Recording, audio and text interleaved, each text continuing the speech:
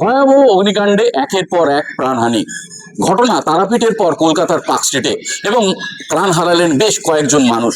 কিন্তু প্রশ্ন উঠেছে, তারপরে কি টনক নড়ল প্রশাসনের?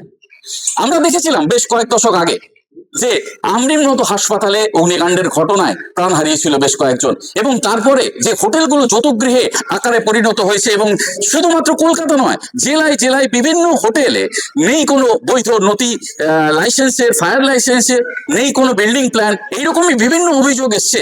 গতকাল আমরা দেখলাম দুর্গাপুরের ব্যানাচিতি ব্যস্ততম যে বাজার, সেই ব্যস্ততম বাজারে জনবহুল এলাকায় বেশ কয়েকটি হোটেলে কিন্তু অভিযান চালালেন আসানসোল দুর্গাপুর পুলিশ কমিশনারেটের পুলিশ আধিকারিকেরা এবং ফায়ার ব্রিগেডের আধিকারিকেরা, এবং দেখা গেল বেশ কয়েকটি অসঙ্গতি পাওয়া গেল।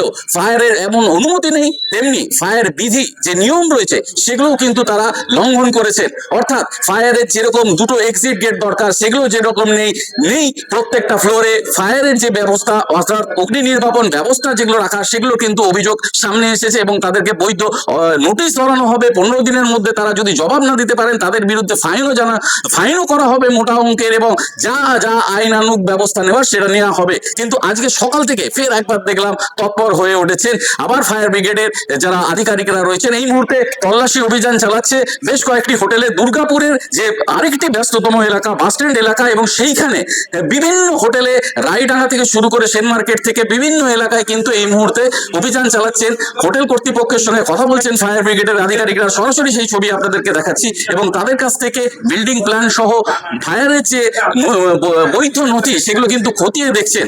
পুলিশ প্রশাসন এবং যা ফায়ার ব্রিগেডের যারা আধিকারিকরা রয়েছেন তারা বেরোচ্ছেন হোটেল থেকে, এবং সরাসরি কথা বলবো যে দুর্গাপুর ফায়ার স্টেশনের দায়িত্বপ্রাপ্ত যিনি রয়েছেন ভারপ্রাপ্ত আধিকারিক মনোজ কুমার দাসের সঙ্গে।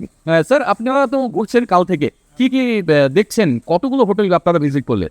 আমি তো আজকে গতকাল করেছি 14খানা, আজকে এই মাত্র দুটো করলাম।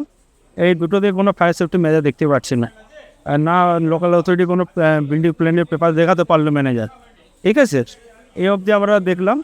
এই যে বড় ঘটনার জন্য না, আমাদের রেগুলার বেসিসে মান্থলি আমাদের অডিট হচ্ছে। সারাউন্ডিং আমাদের জুরিডিকশন যা আছে, তো একদিনে বা একসাথে অতগুলো করা যাবে না, তো আমরা দুটো করে করে রেগুলার বেসিসে করি আমরা।